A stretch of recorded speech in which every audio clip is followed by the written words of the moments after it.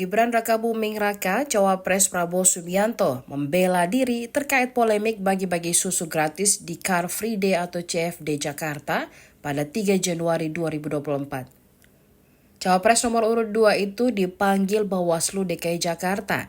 Putra sulung Presiden Jokowi itu mengklarifikasi soal adanya dugaan pelanggaran pemilu atas aksinya membagikan susu gratis. Permintaan klarifikasi ini dilakukan karena atas aturan yang tertuang dalam Peraturan Gubernur atau Pergub DKI Jakarta nomor 12 tahun 2016. Aturan tersebut berisi tentang pelaksanaan Hari Bebas Kendaraan Bermotor atau HBKB. Tidak boleh ada kegiatan partai politik. Gibran saat itu diperiksa selama 1 jam. Setelah selesai, Gibran menjelaskan kepada Bawaslu bahwa tidak ada sama sekali kegiatan partai politik dalam CFD tersebut. Adapun di hadapan awak media, Gibran juga dengan tegas mengatakan bahwa CFD Jakarta itu tidak ada sama sekali kegiatan partai politik.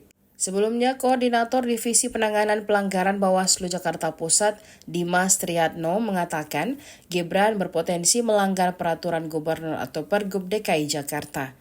Aksi bagi-bagi susu itu bisa dijerat pasal 7 ayat 2 Pergub DKI Jakarta nomor 12 tahun 2016 yang dulu diteken oleh Basuki Cahayapurnama alias Ahok.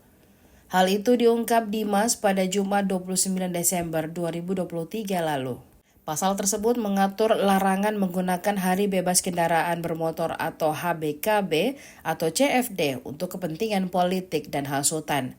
Kemudian dalam kesempatan yang sama, Ketua Bawaslu Jakarta Pusat Christian Nelson Sonipangke mengatakan pihaknya menemukan data dan fakta baru dalam dugaan pelanggaran yang dilakukan oleh Gibran.